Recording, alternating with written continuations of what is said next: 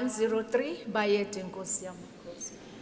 Bayede Nkosi yamakhosi, ogama linguJesu, ogama linguJesu.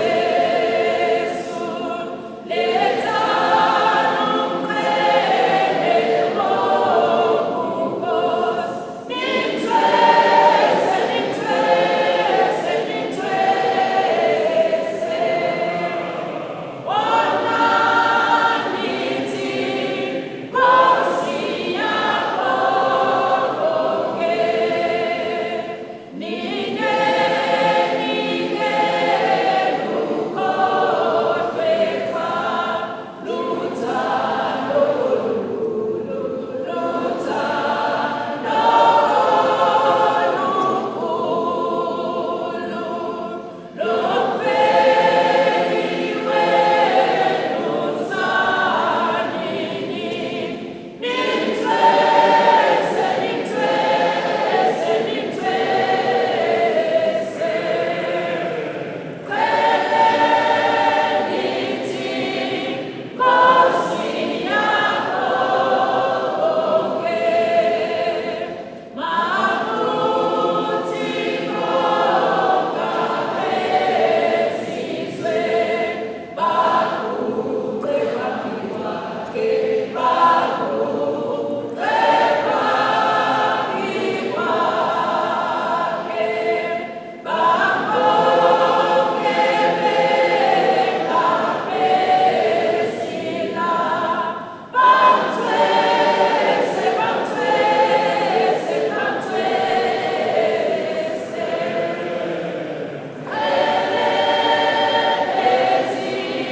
Nkosi yakho konke, nami-ke Jesu mhleliwa, sengisondele kuwe, sengisondele kuwe. Ngiletha kwami konke Nkosi, ngithela, ngithela, ngithela.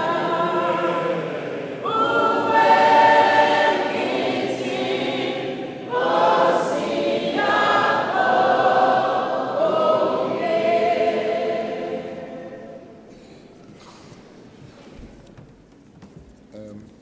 Nathi ingane ilahlekela bakubo awubakhombise la phambili bambone khona bakubo awumphakamisa bambone.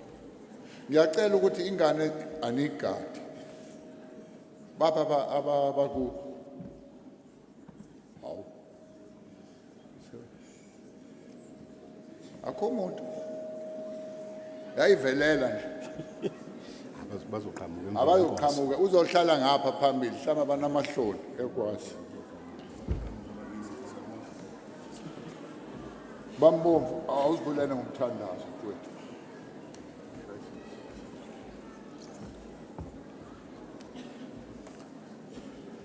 Ngicela ke sithandazeni Shall we pray together? sesiphinda Nkosi ukuhlangana futhi We gather once again, Lord. siyabonga ukuhlangana Nkosi sibe senyaweni zakho We are so thankful that we can be on your feet.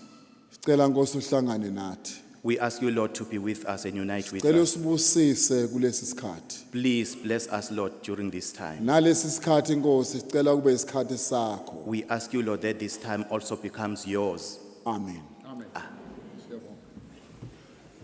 Siyabonga bambomvu. Akusona isikhathi, it's not the time yet, kodwa khona ukunye kusenhlizweni. It's not the time yet, but there is something that is in my heart. Ubaba mfundisi usishiya ngumsebenzi. Our father, Reverend Stegen, left with a lot of work. Wathi asigijimeni. He said we'll have to run. Abaningi bayahlupheka kakhulu ngokomoya ngoba bahleli amavili ekhaya. Most of the people are, Many, not most, many. many of the people are really struggling because they are not doing anything at Many work. people suffer spiritually and sin rides them instead of them riding it and getting rid of it because they sit at home. What do you do? What do you do? Where you keep yourself busy with? Isono thothi sithatha indawo ngenxa ukuthi bahlele ekhaya benza ilutho, abenza ilutho nje bangamavila abasebenzi. Manje ukuthi ngisheshe ngiqala ngoba ngifuna ukuyifaka le ndaba le. Bazalwane ngoba vele ngifike vele emagajeni. Enza lokhu bamfundisi washiya ngakho. Most of the brethren are from the branches of the mission. I beseech you, I ask you that we do that which our Reverend Stegen left us with. Namhlanje o-anti umkhulu bangikhumbuza bathi wemalume batshela abazalwane kuyeza indlala nayinani kuboni kuyeza indlala abantu basazolamba umuntu mayihlelele ekhaya ke ophila kanjani akona amakhola abathi ngiphilisa abanye ngiyabuza akona amakhola athi ngiphilisa abanye na. And Omkhulu reminded me today that there is famine coming. It is we as Christians that will have to bring life to people. We'll have to work with our hands so that we help others. So I'm asking a question that is it not ourselves as Christians that will have to bring life to others?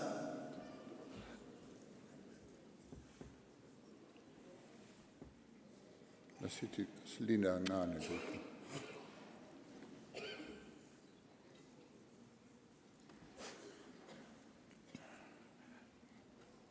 Ndaba ezitha ngiyaxolisa ukuthi ngisheshe ngiqale bathi umalume ngoba ngiyagijima ndaba ezitha manje siyafundisana ngokungaqala inkonzo. We are so apologetic to the king that we started a little bit earlier. Kubalulekile uJesu ubeshumayela ubesiza abantu ethi hlalani ke sengizonika ukudla angjalo ngiyabuza kunjalo. It is quite imperative because our Lord Jesus taught us that we need to work with our hands so that we will also be able to provide food to the other people. I'm just asking a question, is it not so? Bengafanele silambe la eningizimu angikhuluma ngoba vele sala bakhona bangaphandle kodwa bengafanele silambe kodwa thina amakholwa abeka bakhuthela njengabo abeka balimayo umhlabathi kaNkuluNkulu njengawe kodwa ngiyakubuza wena ulaphi. We shouldn't starve here in South Africa, but I would like to ask you a question. I would like to pose a challenge to you. What are you doing as a Christian? Manje namhlanje ke kube ngenza into ebemfushane nginensizwa la wazamzi I would like just to cut the matter bisho short. abaningi abakwazi mfana wami kodwa mhlamba yakwazi nyamaza umzi bayakwazi mfana wami ha ukhuluma kakhulu angjalo kuhleke manje oqala ngifuna ukumbonga konke akwenzayo umzi. I would like to thank Mzi for everything that he has done. Lapho ezwa izwi ekukhulunywa ngokutshala nokusiza abantu yena wasukuma wakwenza.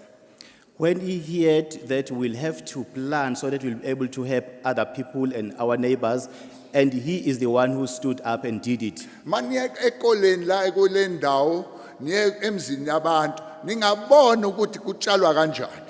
When you can just go around in our neighborhood, you can see how he has planted. Vala ke indlebe mfana, vala indlebe. Okay. Bazalwane angazi umhlophe, akazi untsundu usebenze ngalomfana. Ngiyakuza ngikushoyo. Angazi ukuthola lapha amandla. Angazi ukuthola ukuhlakanipha. Kodwa ngibona ukuthi uNkulunkulu wasinika yena. Uzileke. I have never seen a white man or a black man who is working like this gentleman. I don't know where he get his strength Would you from. run 5 kilometers just to go visit people and sweat and work and then run 5 kilometers back? Who does it? Pick up. I want to hear. Hey, abek umzi, yabona. Nami angikwenzi mfana wami sengigugile nami kodwa. Asazi noma bakhona nabakwazi ukugijima ibanga elu-5 kilometers begijime Ikhathi bejuluke agijima bebuye futhi. Phezu kwalokho ukuthi asisize nje abafundisi. Yabona kimi ay angazi bazalwane uNkulunkulu asigcinela yena kodwa phakathi kwethu ngiyabuza ke ubani uzokwenza into enjalo bazalwane asebenze ubusuku kuyeza asazi ukuthi sophinda yini sihlangane ngalendlela asazi kube nini ukuthi amakholwa azokwazi ukwenza abakwenzayo asazi. Let us work, brethren, because the night is coming. We don't know whether the Christians are as diligent as this gentleman here. So let us work while the time is still allowing us to work, because we don't know what is Kulezi coming nsuku next. ufika isikhulu sikahulumeni bathi hawu malume awusize kanje samhlangana naye endleleni ngathi wo baba ungasitshontsheli lensizwa le cha ayengivuma kodwa nange esinayo uzokusiza anginjalo. These days we're visited by one of the government officials, and as we are walking with that government officials, we met up with Mzi, even though he wasn't invited by anyone else. And I saw God working like that. You see how God works. You walk along, you speak about somebody, oh, there he is. Maybe you don't even notice. You just walk.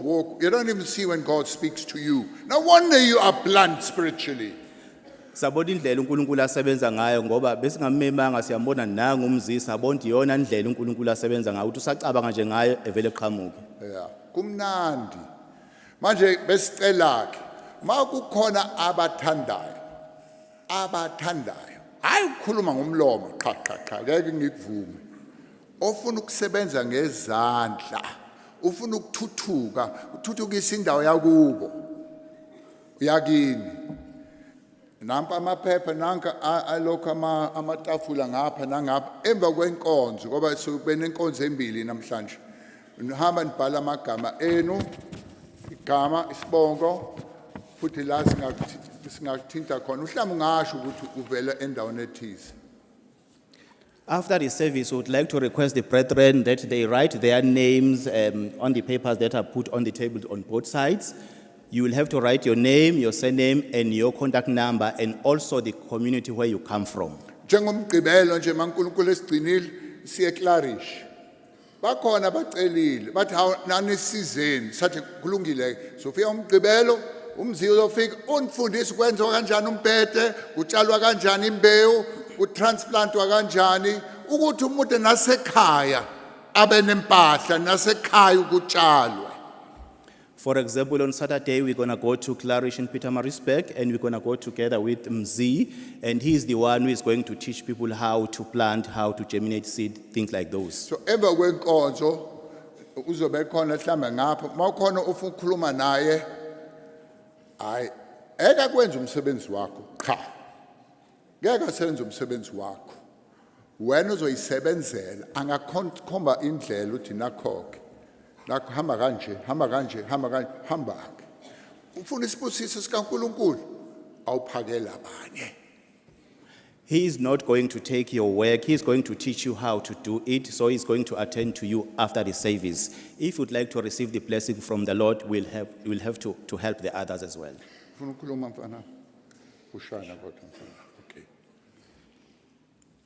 Angithathe leli thuba ngibingelele uNdabezitha, ngibingelele abazalwane bonke abaqhamuke endaweni ezahlukahlukeneyo. I would like to take this opportunity to greet the King and all the brethren from different areas and communities. Ngixolise ukuba ngibe kwipodium bekufanele ngabe ngiseThekwini namhlanje ukulungiselela imarathon ka52 Ks kusasa ekufanele ngigijime bekufanele ngabe ngilale khona ngezwe umalume esethi ebengicela ngibe la ngayikhansela irace ngoba ngilungiselela iComrades Marathon engoJune.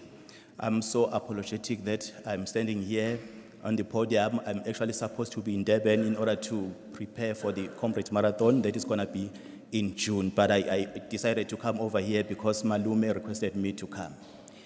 ubani umzi ekhula wayefisa ukuba i-radio presenter, umzi ekhula wayefisa ukuba umlingisi, umzi ekhula wayefisa ukuba umculi, umzi ekhula wayefisa ukuba iphoyisa, umzi ekhula wayefisa ukuba uthisha, umzi ekhula wayefisa ukuba umlimi, umzi ekhula wayefisa ukuba umgijimi, umzi ekhula wayefisa ukuba umbhali wencwadi, umzi ekhula wayefisa ukuba umthwebuli wethombe. Ey'ntweni eziwu-9 uNkulunkulu wakwazi ukuthi angiphe eziwu-7 eziwu-2 zangaphumelela ukuba iphoyisa nokuba uthisha.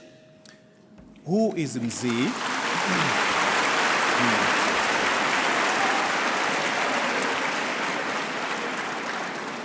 Mzi wanted to pursue a career in 9 professions, but 2 of them couldn't materialize because of some obstacles.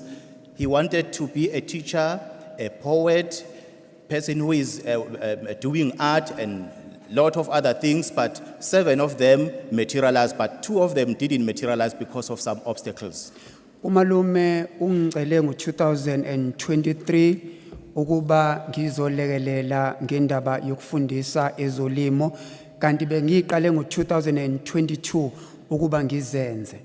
I started to be involved in agriculture in 2022, but Malume approached me in 2023 to come over and help in the agricultural sector. Ngangimuzwe ekhuluma khona la kwipodium, ngangisemsakazweni ngaleso sikhathi ngicontroller khona, ekhuluma ngephupho likamphathi wemission ukuthi uyafisa ukuthi umuzi nomuzi ube nengadi. I heard Malume talking here in the pulpit. By that time, I was at Kwezi, I was working there, and I heard Malume saying, the dream of Reverend Stecken is that in each and every household could have at least 1 garden. Ukwenza ke lokho mina ngakubona ukuthi kuzoba impumelelo uma ngiqala ngisebenza nezikole, ngisebenze nama crash, ngisebenze namasonto, ngisebenze nomphakathi, bese kuzoba ama co-op. Zonke lezi inhlaka ezinhlanu esengiyibalela zonke seziyasebenza ngomusa kaNkulunkulu. And I realized that that can be very successful if I may work with the schools, with the crèches, with the co-ops and other structures in the communities. And all these 5 structures I've just mentioned are all fully functional by God's grace.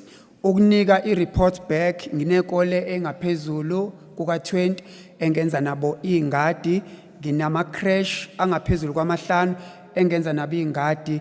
Njengamanje sengiqale ukusebenza namasonto, yebo kuleminyaka edlule bengisebenza neLuthela, kulonyaka sengisebenza namagatsha emission kwasiza abantu, bese kuzoba i-co-op eyodwa ngaphandle esengiqale ukusebenza nayo kulonyaka. I'm currently working with the churches and the crèches, and this year I've started working with the co-op not far from the mission, just nearby. Lento ke isho ukuthini Mzi? What does that mean? Lento ithi Mzi, uma zonke lezi inhlaka ezinhlanu ziba impumelelo, fanele wenzeni ukuze ubone umsebenzi kababa umfundisi noma engasekho uqhubeka umuzi nomuzi unengadi? What should I do as Mzi to make sure that these 5 structures I've just mentioned are fully functional, so that the dream of Reverend Stecken will be successful, to see to it that in each and every household has got a garden at least? Ngokuvuma kwenkosi nguqalile lo mkhankaso ngonyaka odlule labe ngenza khona ama awards ukubonga izikole, ukubonga ama crash, ukubonga amasonto akwazi ukuthi abe nengadi ezibe nesivuno esihle. Ebengifisa ukuthi kulonyaka ngoJune uma inkosi ivuma ngibe nama awards engizobe sengithi isikole sibo number 1 sabanengadi enhle, saba nesivuno esihle, icrash, isonto, umphakathi kanjalo nama co-op. Konke lokho makwenze kwaba impumelelo ngoJune bese labo bantu bezonikwa imklomelo yabo sibabonge ngesivuno sabo esihle. Last year, I started giving awards to schools that planted such that there was a good harvest.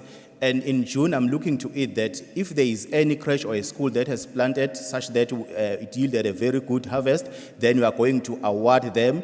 A school and a crèche as well, they'll have to be awarded with different awards so that they will be motivated to continue planting.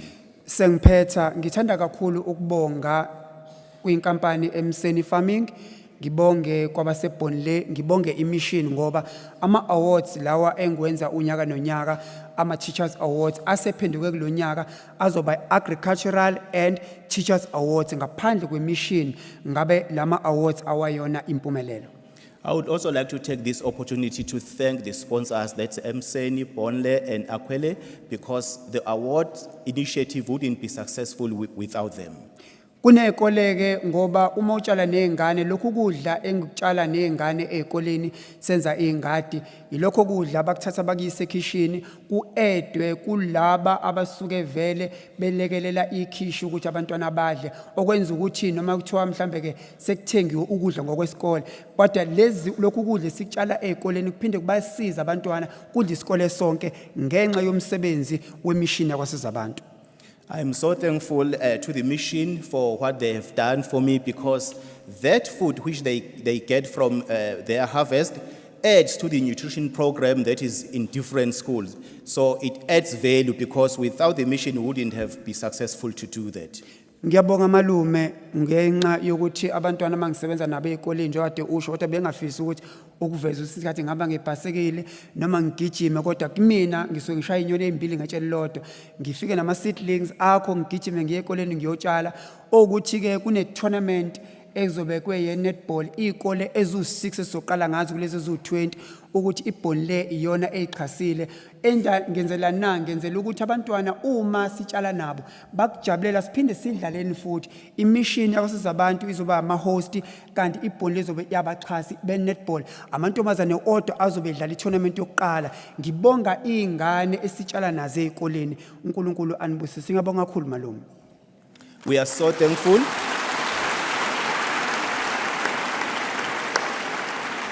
We are so thankful to Malume and the sponsor as well. The sponsor, the biggest sponsor in the upcoming initiative is Bonle. Out of 20 schools, 6 schools have been sponsored by Bonle. So I'm very thankful to Malume because this wouldn't be successful without his help. Cabanga ke nawe mawuyele ekhaya wenze njengaye. Wenze njengaye. Cabanga izwe lakithi lingashintshi ngaba yini bazalwane asivula amehlo sivula indlebe uNkulunkulu uthini ngathi kulezi isikhathi kuyisikhathi manje ukuthi lonke lokhu baba esihlumayela kukho asikwenze manje asikwenze. I ask you, dear brethren, when you go home, please do likewise.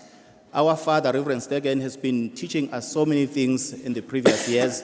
We'll have to put that into practice.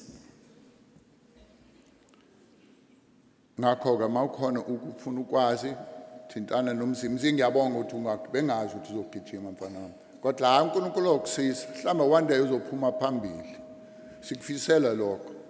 So if you would like to get more information after the service, please consult with Mzi and I ask God to bless him.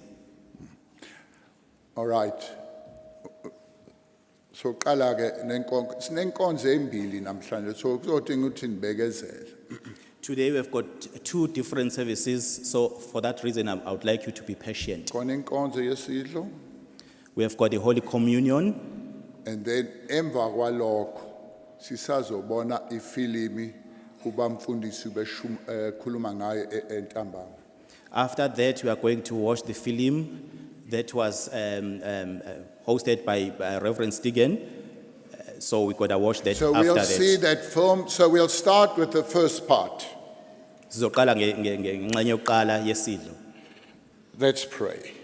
Asithandaze. Lord, we've prayed. Nkosi siyakhuleka. Now we ask again, Siyacela futhi. bless this time Sicela ubusise lesikhathi for all eternity, engikunaphakade lonke and that you can work through our lives. ukuthi usebenze empilweni zethu. There's nobody too big, too small. Akekho omkhulu nomncane, But if we give our heart to you kodwa masinikela inhliziyo zethu and kuwe our lives to you, nezimpilo zethu kuwe, you can work in amazing ways. ungasebenza ngendlela Not eyisimanga. because of what we are, Hayi ngoba kuyilokho esiyikho, but because of you and your kingdom's sake. ngenxa yakho uNkulunkulu nangenxa yombuso wakho. Amen. Amen. So we'll have The choir, choir come forward and sing for us, and then we'll start with the next service. Ikhwaya kwasiza abantu izoza isiculele bese siyaqala ke ingxenye yokuqala enkonzo. Siyabonga.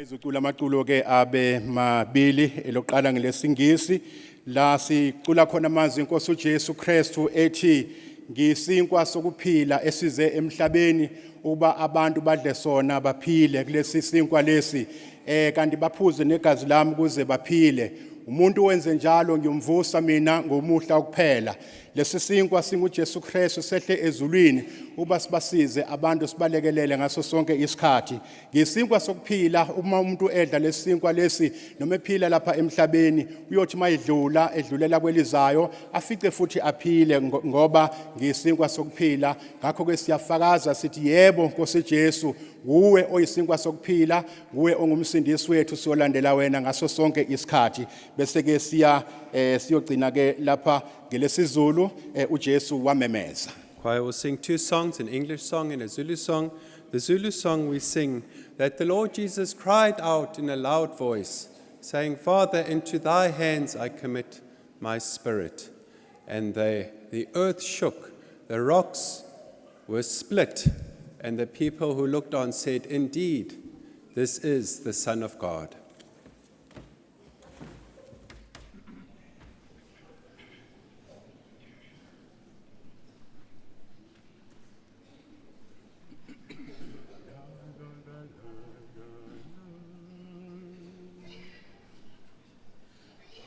I am the bread of life. He who comes to me shall not hunger. He who believes in me shall not thirst. No one can come to me unless the Father draw him. And I will raise him up. And I will raise him up. And I will raise him up on the last day. The bread that I will give is my flesh for the life of the world, and he who eats of this bread, he shall live forever.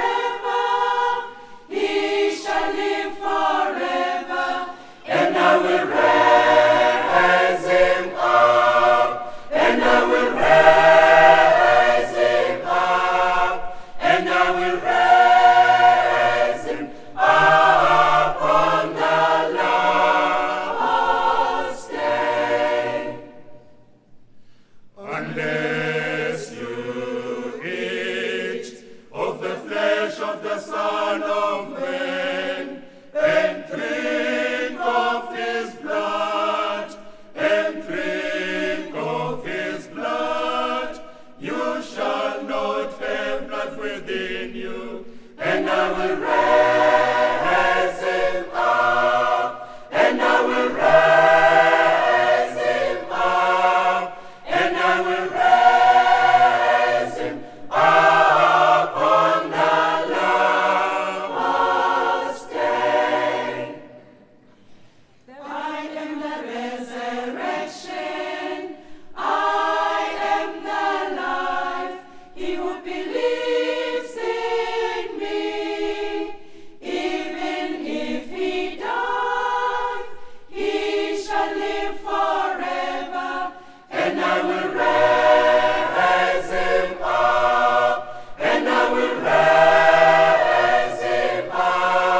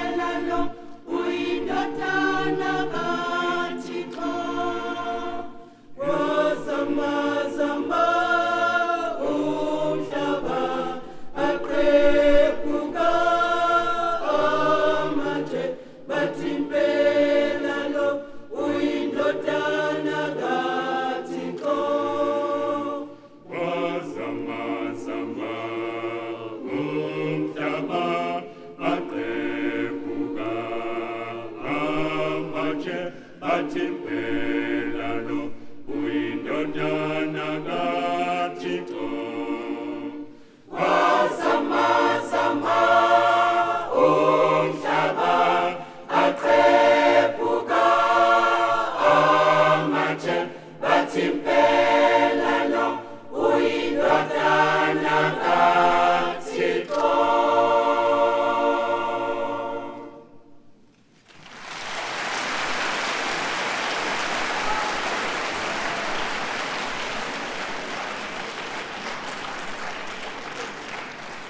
you very much to the choir. Siyabonga kakhulu kwikwaya. So let's quieten our hearts and hear what God has to say about the Last Supper. Ake sithuliseke inhliziyo zethu manje sizwe ukuthi uNkulunkulu uthini ngesidlo sokugcina.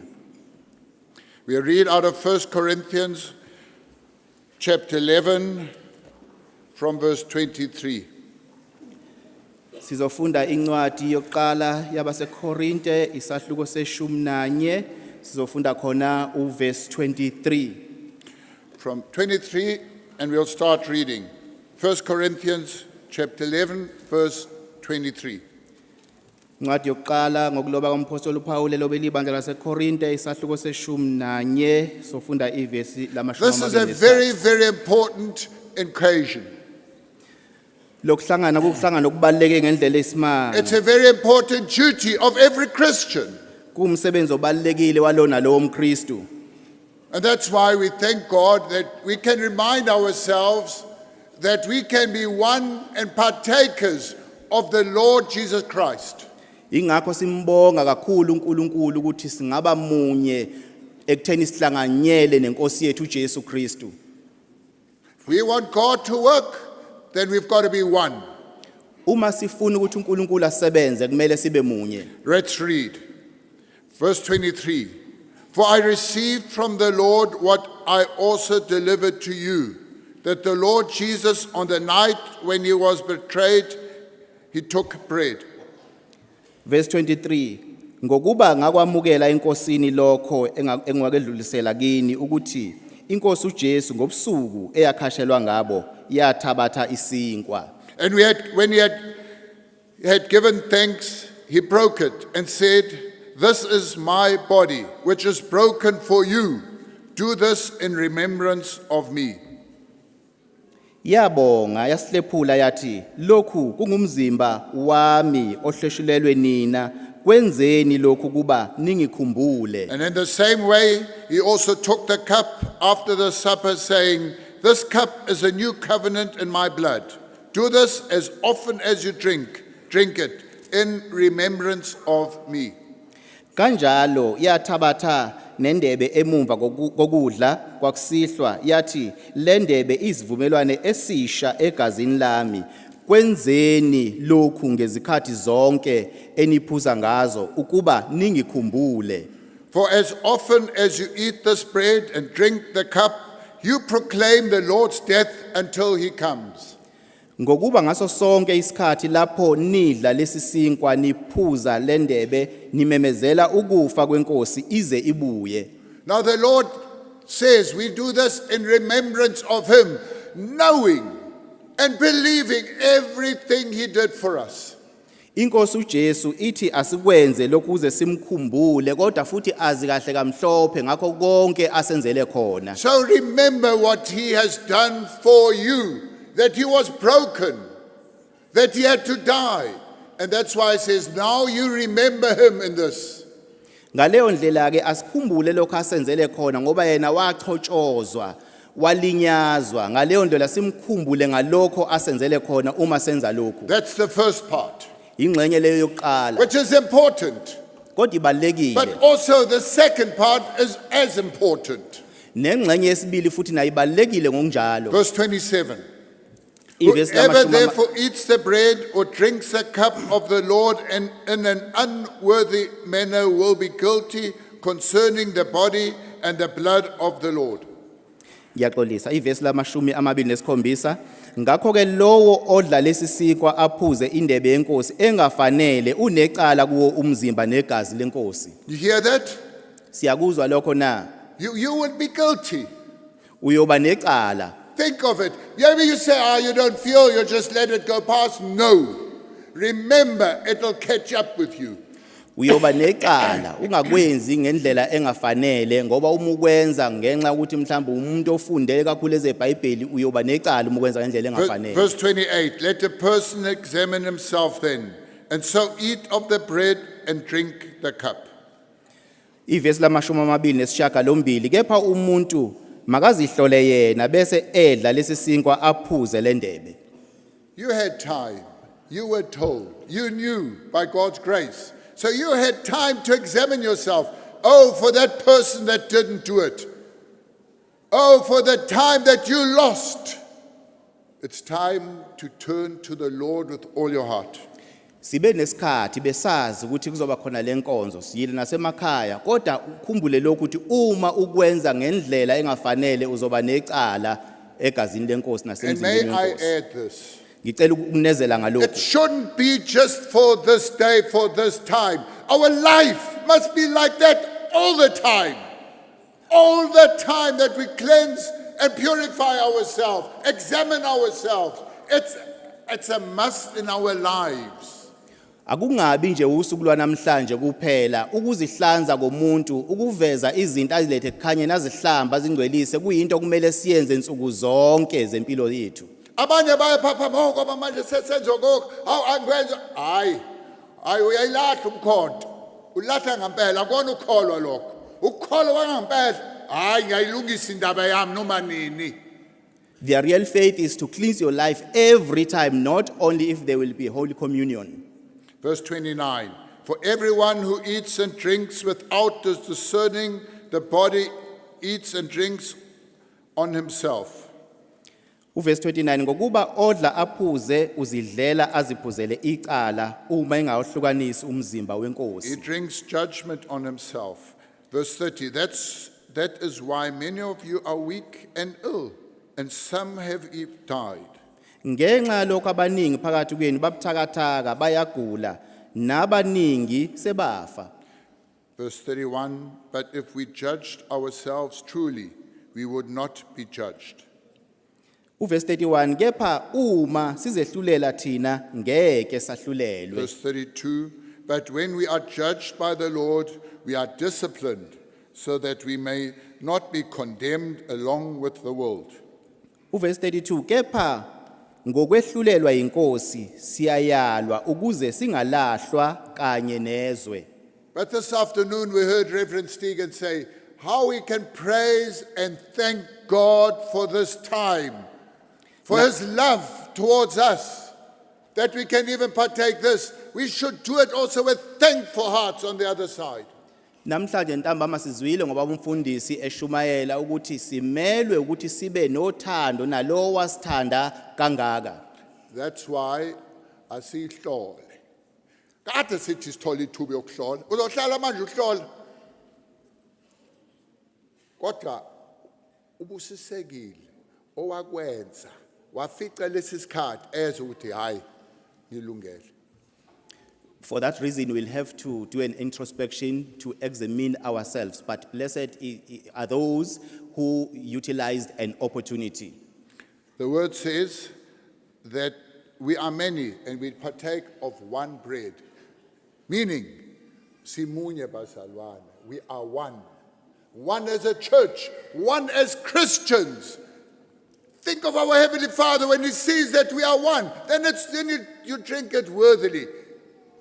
Izwi liyasifundisa ukuthi thina sibaningi kodwa sihlangana emzimbeni wenkosi owodwa kusho ukuthi simunye. But if you've got one person, think of it, not one, not 10, not one. With one who doesn't live in your life and in your heart as he should, then the Bible says don't take it unworthily. Okusho ukuthi ke uma lo nkulunkulu oyedwa engahlali enhlizweni yakho ngaleyo ndlela ungakuthathi ngongafanele. The Bible warns, and let's take it seriously. It says you can even die, get sick, or you can even die. That's how serious He looks at it.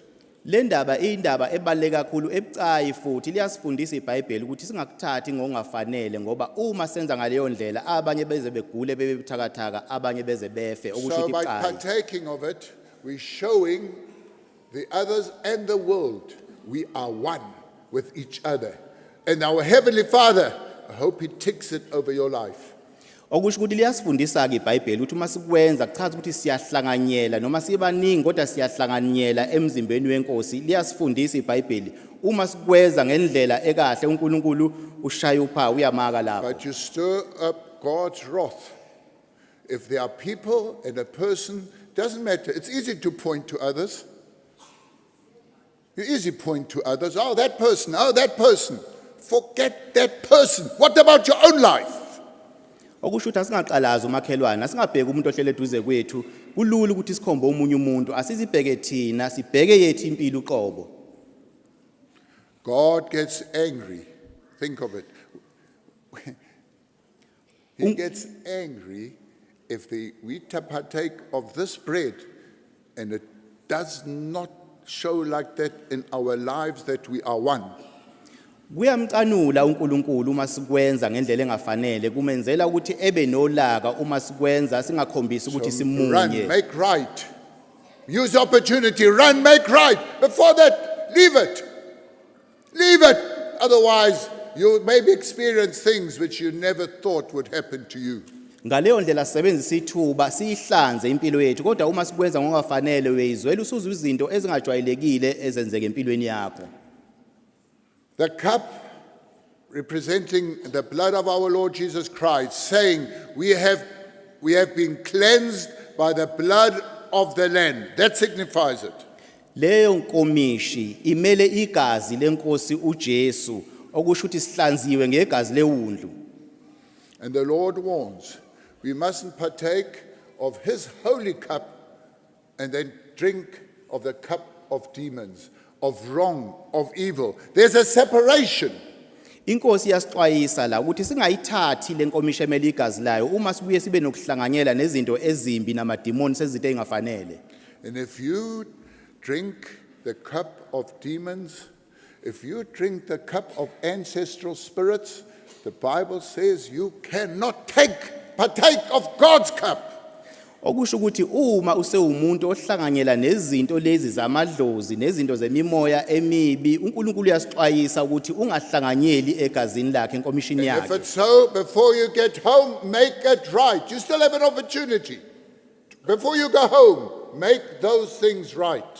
Nokho kithuba lisekhona ngaphambi kokuba uhambe uye ekhaya uma khona uzwayo uNkulunkulu ekuthinda yakhe enhlizweni kulungisa ithuba lisekhona. And if you partake of this cup, Uma and you uhlanganyela kule still carry nkomishi on with your sin, and you love your sin, and you hold on to your sin, you will find God's wrath upon your life.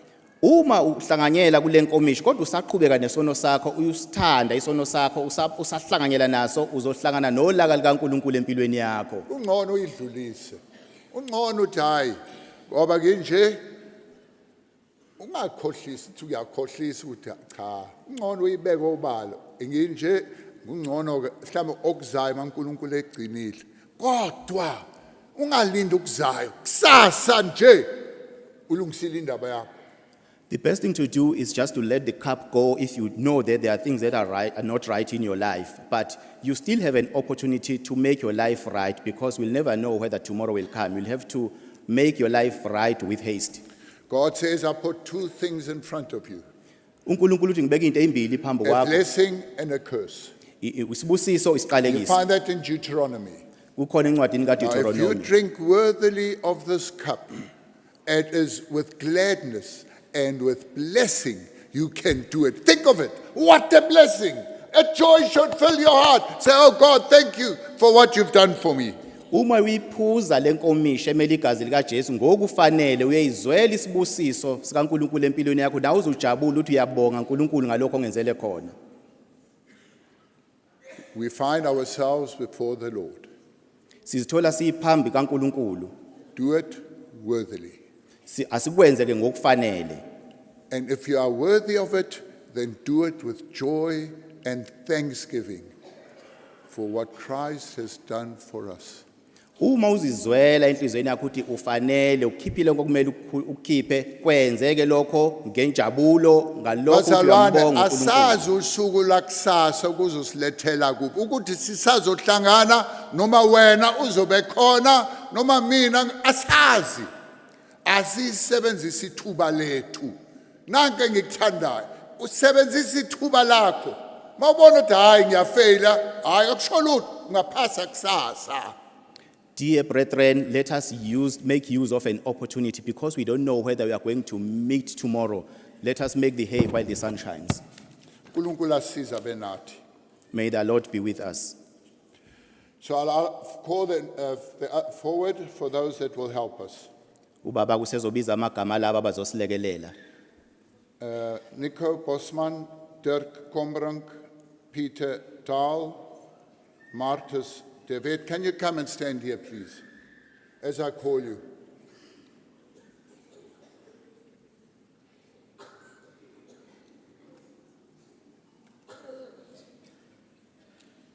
Martus, waar is jij? There he is, he's coming. Oh, wahamba kancane. Okay.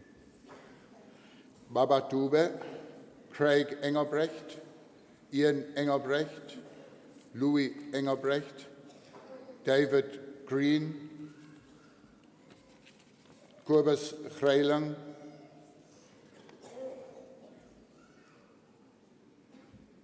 Albi van Eden, David Green. I've got you Bruno Songwane, Kobus Greiling, Van Figile Como, Kumalo Spongsen, Anthony Kruger,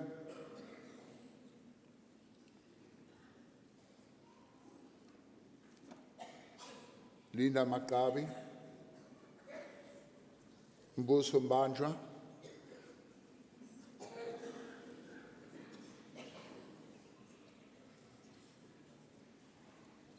Mbombo, Baba Nhlabati, Mdala, Togozo Nhlabati,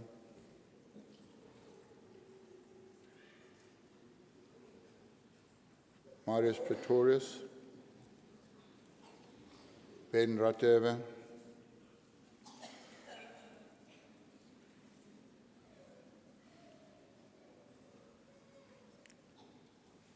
Bongansbergo, Blessings Nube, Dieter Stegen, Stens Date, Date Stens, Toby Vermark,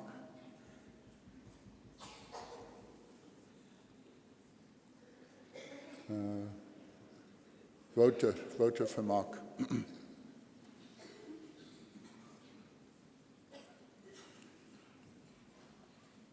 Good. And then, where's our sister Ruth? Will you help those? We'll ask Togozo Nhlabati, Nico Bosman go together, Bruno Songwana, Wouter Vermark go together, David Green, Dirk Kombrink go together. They will be told outside here to whom they will go. There's Mrs. Fleischmann, there's Mr. Klaassen, there's Abadala, Connor U, Mrs. Mabizela, at the Olsons, and I think they will tell you, you whose names I've mentioned, that you go there. Maybe you should just take a little bit of each. All right. Good. So when we prayed, we'll do that. So, sesocela-ke uBaba Dahl ayeza phambili asibusisele isingo.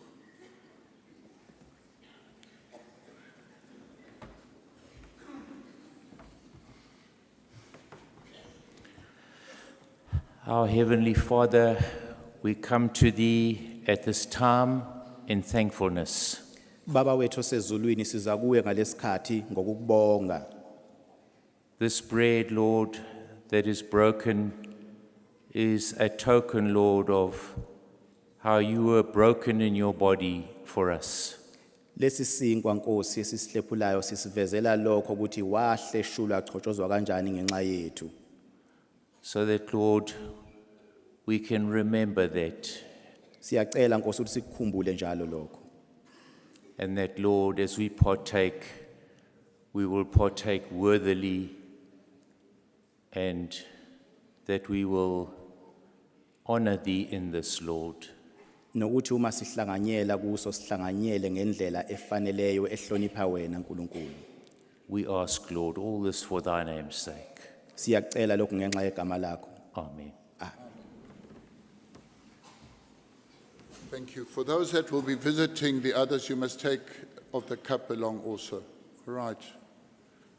Ruth, will you help them? Where's Ruth? Yeah. All right. Asiqale nike. Iculo, huh? Oh, sorry, yes. Only 13 years and older.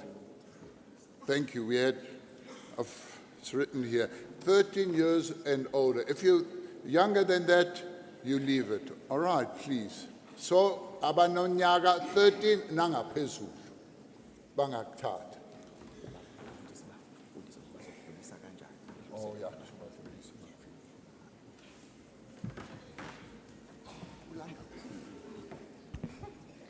Uthando lukaJesu luyamangalisa, luyamangalisa, luyamangalisa. Uthando lukaJesu luyamangalisa, luyamangalisa kimi. Dumisa igama lakhe.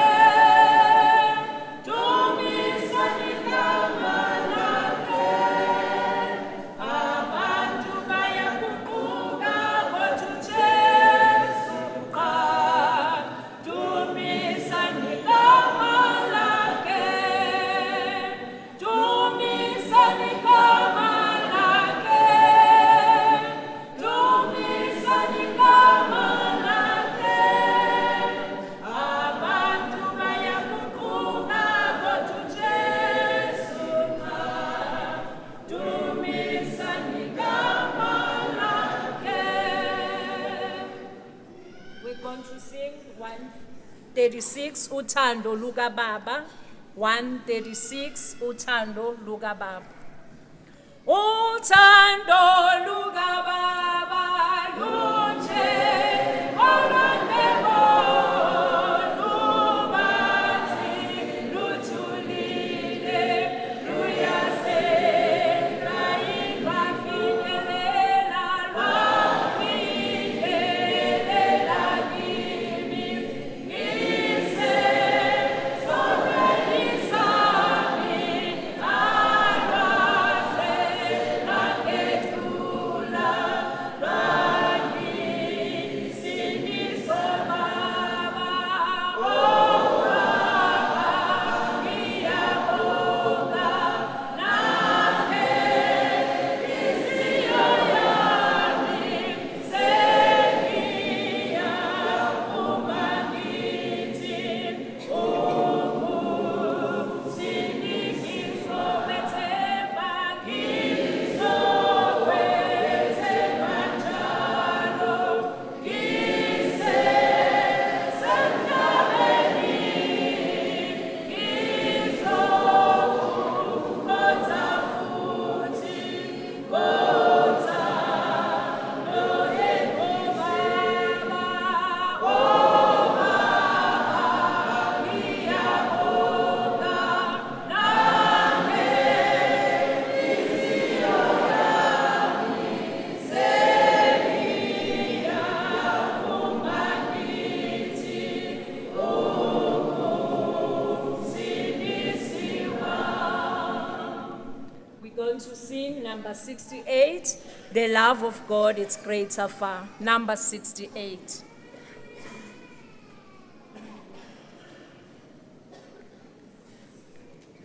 The love of God is greater far, than tongue of man can ever tell. It goes beyond the highest star and reaches to the lowest hell. The guilty cannot comprehend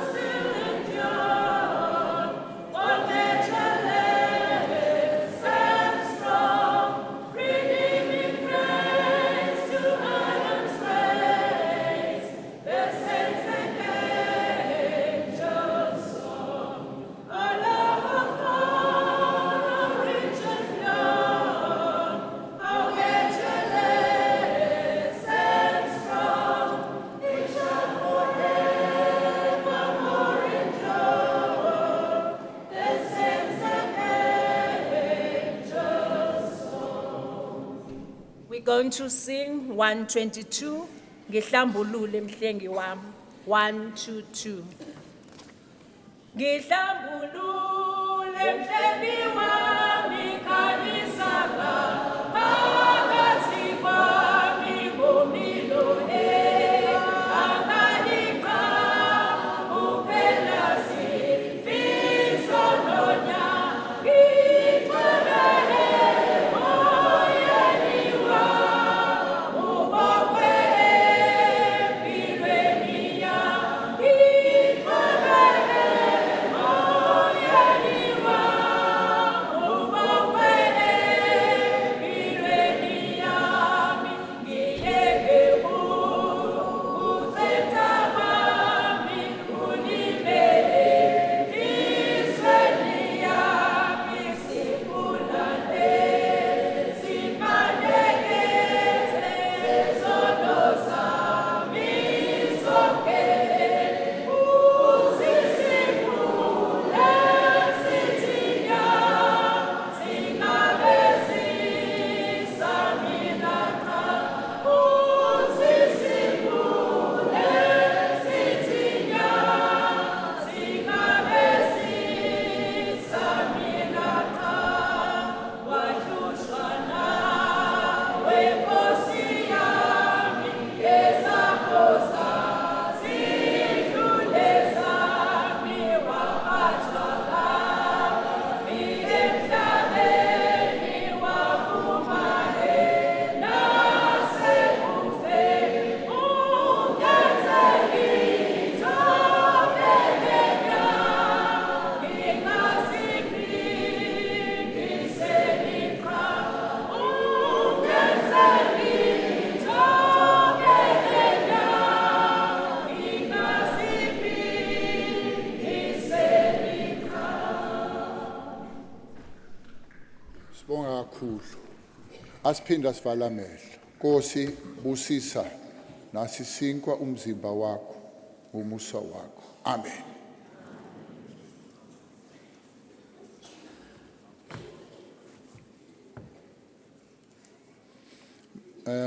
Louis, just give me one of those.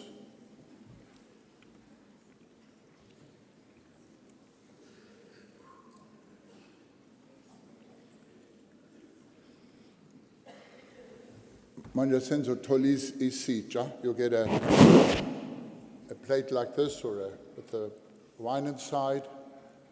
Just please take it carefully. Ibamba kahle ngoba kungawa. So make sure you've got a good hold on it. And then when you finished receiving it, just wait. Then we'll ask the Enbab Dube to pray at the end. Okay, thank you. Huh? Yeah, ningaphuzi lindani and then nehle wenyuka elkuline njengesipesenza ngesinkwa bengithi sesijwayele njengesinkwa silinde ukuthi lona lo athole masithola sonke sesothandaza. When you receive the cup, you don't drink. You just hold it and you wait a little bit. We'll have to drink it simultaneously after Bab Dube has prayed.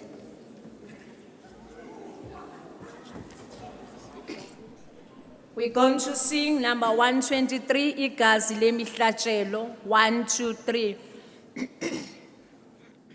Igazi lemihlatshelo yonke yamaJuda, lalikela uqeda uvaloni, Jesus ubona, kodwa elikaKristu elaphalazwa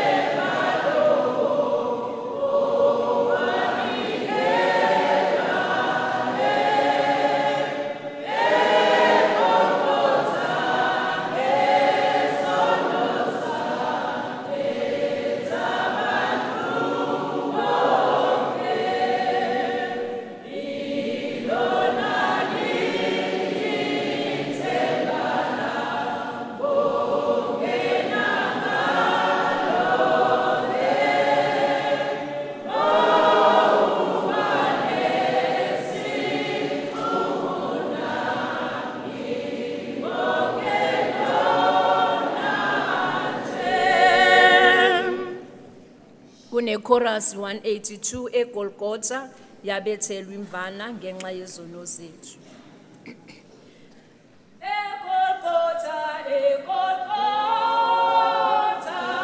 yabethelwa imvana, eGolgotha, eGolgotha, eGolgotha, yabethelwa imvana, ngenxa yezono zethu. eGolgotha,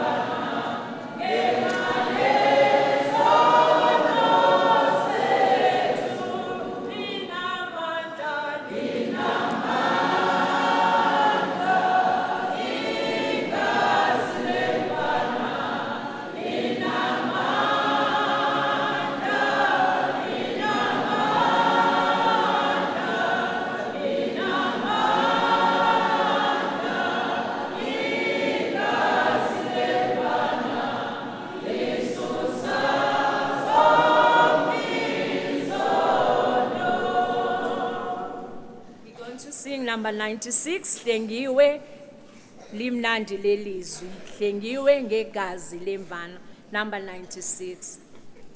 Hlengiwe limnandi lelizwi, hlengiwe ngegazi lemvana, hlengiwe ngomusalotha, anokhethiwe senabahundwa, hlengiwe, hlengiwe, hlengiwe, hlengiwe ngegazi lemvana,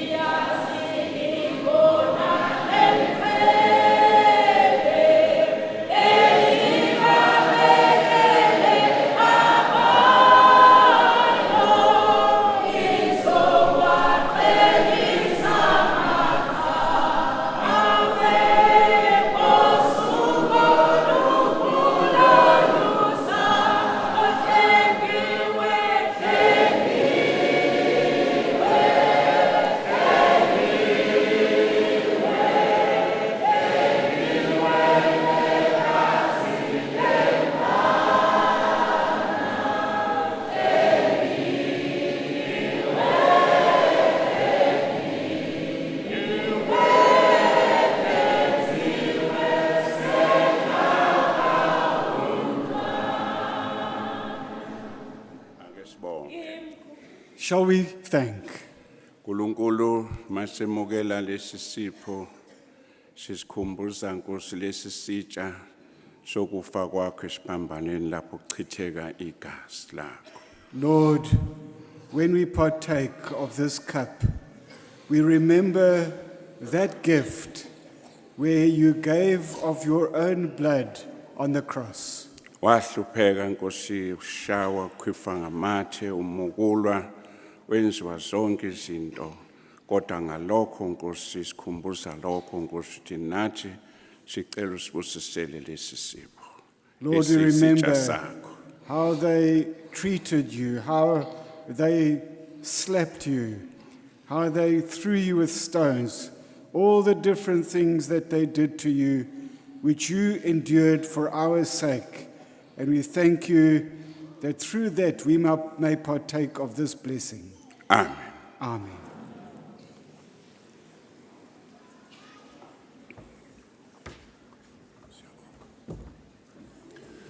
Sesocela ke ukuthi inkomishi lezi encane manikwazi nithuthe nise lamaceleni ngafaka enye phansi kwenye nisizane nikuthutha kufika emaphasejini kulula ke ukuthatha kanjalo.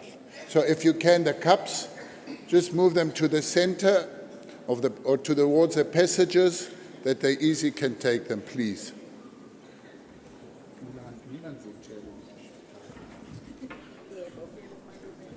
Igazi lapha la la la, Baba, igazi lapha la la la, sikhathi sono sakina, Baba, igazi lapha la la la, sikhathi igazi lapha la la la, Baba, igazi lapha la la la, sikhathi sono sakina.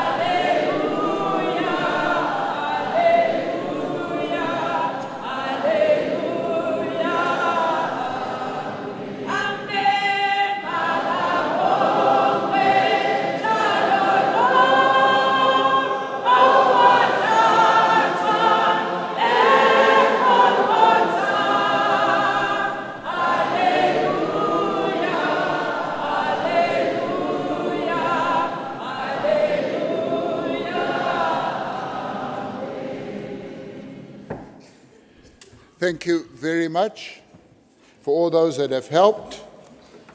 And may God be with you, and may His joy fill your hearts. Siyabonga kakhulu kulabe sebesizile sengathi uNkulunkulu engaba nani futhi nentokozo yakhe igcwalisa inhliziyo zenu. That you go in strength, knowing you part and parcel of what Christ has done. Ukuze uhambe unamandla wazi kahle kamhlophe ngalokho inkosi uJesu ekwenzele khona. When Reverend Stephen spoke after lunch, Ngelinye ilanga lapho inkosi uJesu ikhulumile. I remember a story he told us. Ngelinye ilanga lapho baba He umfundisi said there was a young boy who was allergic to bee stings, ekhuluma okuthile wathi wayese umfana omncane ngaleso sikhathi and he could lose his life anytime. kusho ukuthi bene allergy ezinto ezithile bengalahlekelwa ngisho ukuphila kwakhe. His allergy is, and so he had an allergy against it. And one day he was traveling with his dad in the car. Ngelinye ilanga ubehamba nobaba wakhe emotweni They don't know how a bee got into that car. wayese And when he saw the bee in the car, inyosi eyishaya kanjani imoto. the boy screamed and says, Dad, Dad, I'm going to die. I'm going to lose my life. Here's a bee. Umfana wakhala wathi baba sofa solahlela ukuphila kwethu nayo inyosi. And next thing, the dad struck out his hand and he caught the bee. Ngaleyo ndlela ubaba eselula isandla sakhe wayibamba leyo nyosi. But the boy was hysteric. Kodwa umfana besesaba kakhulu ekhala. And the father opened his hand. Baba wasivula isandla sakhe. He says, my boy, calm down. You see, there is where bee has stung me. It's of no use anymore. Don't be afraid of it. Wayesemkhombisa isandla umfana ethi mfana buka la inyosi isingitinyelile minya ngaleyo ndlela ngeke isakwenza lutho ungabe usayisaba iseyona ingozi. Let us go with that attitude. Christ has overcome. He's given us, He's taken the sting of death in His hands. And may we live and our eyes and ears are open to what He wants to tell us. Asihambeke sinalowo mqondo sazi ukuthi inkosi uJesu yasenzela okukhulu lokho bengaba nobungozi kuthina usenqobile yena. So the second part we'll leave over to Mr. Bosman, Ingxenye yesibili soyiphathele ubaba uBosman and may he bless it also. angathi uNkulunkulu angasibusisa.